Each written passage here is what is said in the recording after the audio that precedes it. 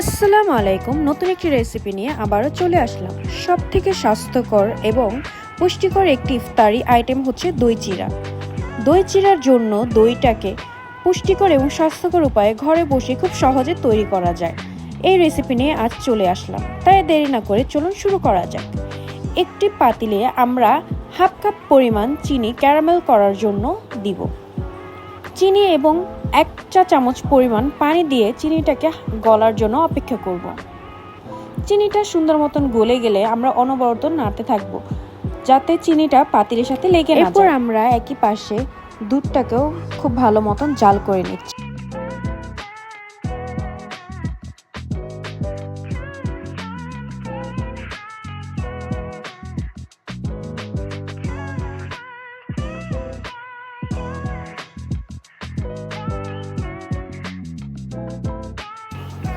দুধটা জাল হতে হতে আমরা পাশে দইটার থেকে পানি ঝরিয়ে নিচ্ছি। দই পাতার জন্য দইয়ের একটু বীজ দিতে হয়, তাই আমরা এখানে হাফ কাপ পরিমাণ টক দইটাকে খুব ভালো মতন ফেটে নিচ্ছি।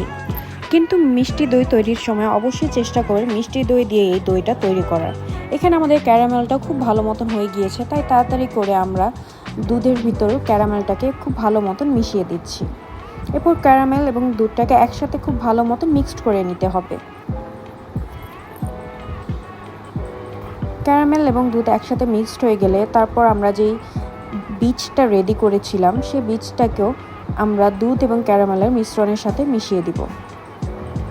এই কাজটা একটু আস্তে আস্তে করতে হবে, কারণ গরম দুধের সাথে দইটা মিশতে যাবে না, তাই আমরা একটু সময় নিয়ে এই কাজটা করে নিব।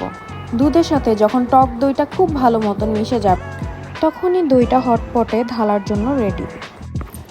হটপটে বা যেই পাত্রে আপনারা দইটা তৈরি করবেন, ঢালার সময় অবশ্যই ছাঁকনির মাধ্যমে ছেঁকে নিতে হবে।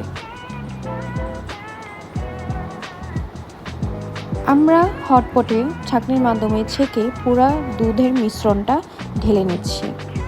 তারপর একটি পলির মাধ্যমে প্রথমে উপরে সেটা দিয়ে তারপর আমরা হটপটে ঢাকনাটা খুব ভালো মতন লাগিয়ে দিচ্ছি, যাতে বাইরের বাতাস এবং ভিতরের বাতাস পাস না হতে পারে। এরপর আমরা একটি তাওয়াকে খুব ভালো মতন গরম করে নিচ্ছি। তারপর একটি কিচেন টাওয়াল তাওয়ার উপরে দিয়ে হটপটটাকে এই টাওয়ালের ভিতরে দিয়ে সুন্দর মতন প্যাক করে দিব। এই পর্যায়ে চুলাটা বন্ধ করে দিতে হবে। তাওয়ার গরম ভাপ এবং কিচেন টাওয়াল দিয়ে এটাকে মুড়িয়ে রাখার কারণে খুব সহজেই দইটা রেডি হয়ে যাবে। দেখতেই পাচ্ছেন আমাদের দইটা কতটা পারফেক্ট হয়েছে। এরপর দই চিড়ার জন্য আপনারা এই দইটা অনায়াসে খেতে পারেন। আমাদের ভিডিওটা যদি আপনাদের ভালো লেগে থাকে অবশ্যই লাইক, কমেন্ট, শেয়ার করুন এবং সাবস্ক্রাইব করে আমাদের পাশে থাকবেন। ধন্যবাদ।